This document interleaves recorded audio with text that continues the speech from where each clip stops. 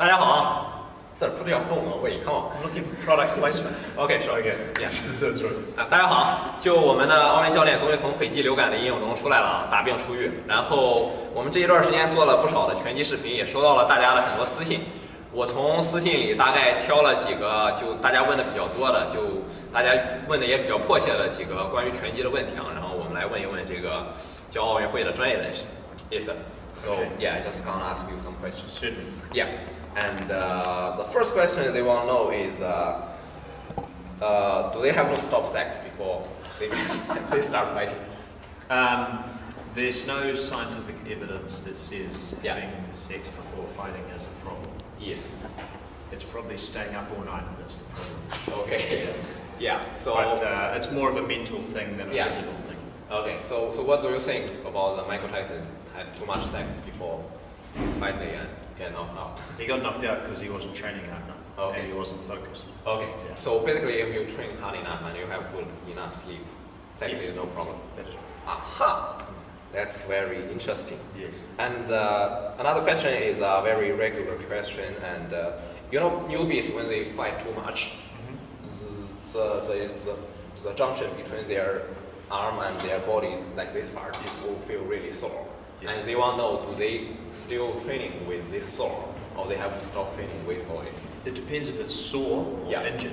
There's a big difference. If it's just sore from working your muscles too much, then train through that. Okay. If it's injured, that's a big difference. Okay. So they need to figure out the difference between just muscle fatigue, like muscle soreness, or if they've developed an injury. How are they supposed to recognize those two things? If they're not sure, go see a health professional. Okay. Yeah. Another question is, they are already about 20 years old. Do they still have potential to be a boxer, or do they still should be a boxer and training really hard, or are they just too old to train? Depends what level. Okay. 20 is quite late, but if you're in good shape, you're a fast learner, you're a good coach, you can still achieve a lot. Okay. So age is not relevant. My top boxer, Alexis, who you've interviewed, she started at 19. But it took her 10 years to get to the Olympics. She is extraordinarily talented. So age is not relevant. It's not that relevant. And I know you are training since you are 8 years old. Yes. So do you think training from young is necessary for good boxing? I think 8 is too young. Okay. I think to be a good boxer, maybe when you start 12, 13, 14 is better. Okay. And that's the best stage you start? At that stage, you're more coordinated. Okay. You start to have a little bit of strength. You learn the skills much easier. Yeah. I think 8 and 9, it's good to do for fun, but it's too young to start seriously. So in most countries. So do you think if you start at 12 or 13, you can do better than no? You can do better because you're having a longer time at the sport, and you're developing as a junior boxer and then a youth boxer, and then by the time you're a senior or elite, you have all that experience behind you, so it gives you a head start, an advantage. Yeah. So, and I heard from Coach Alex, she's saying like there is a best time. You know, when you train like 10 years later and 12 years later, you will at your best time. Yes. And is that work for everyone, or is someone can get, when they get a best time, they can do better, or someone just decline from? Well, it depends on the individual, but boxing is a long-term sport. It takes a long time to learn the physical skills and the mental skills. So to get from beginner to elite to top boxer, it takes at least 10 years. Okay. And then from there, it really depends on a lot of things. If you're still enjoying the sport, if you can do it successfully, you have funding, which helps. If you get a lot of support, then you can get better, but the improvements are probably a little bit smaller.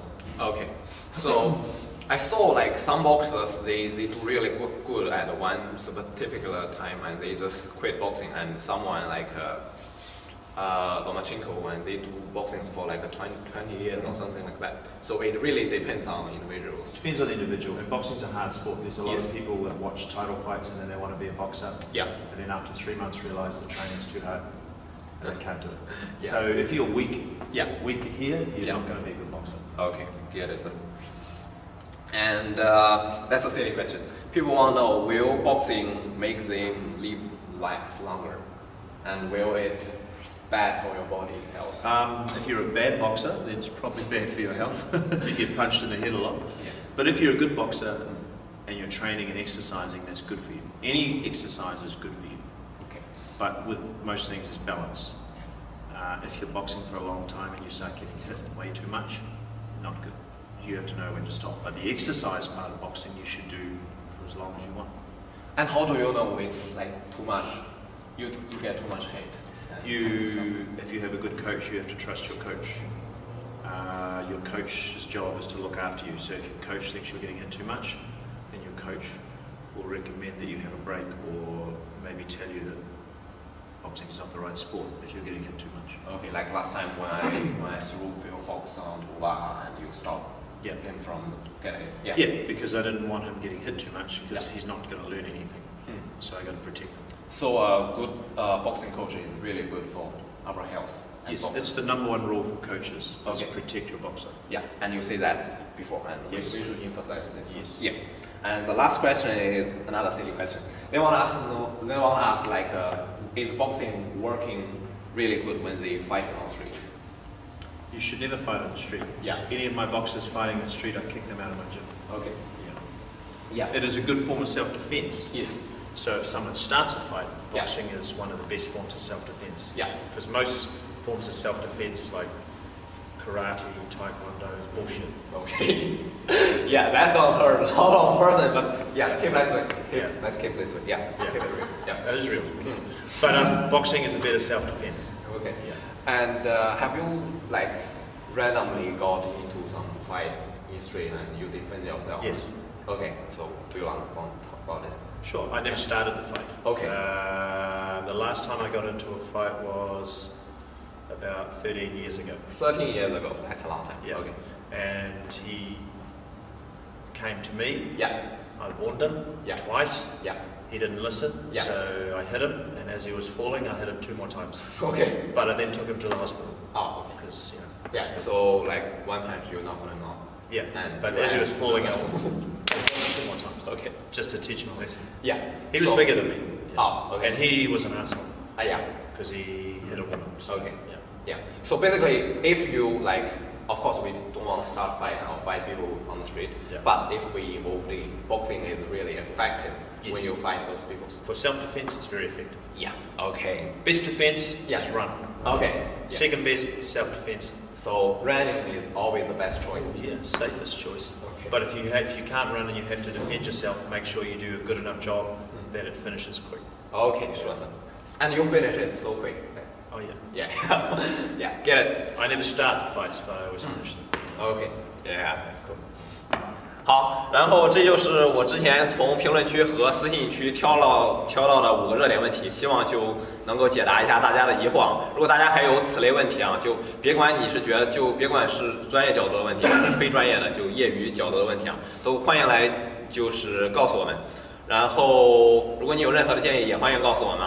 我们争取下周继续更新。就虽然我们下周放假嘛，但是我争取下周还是接着更新。这期就到这里啊，谢谢大家。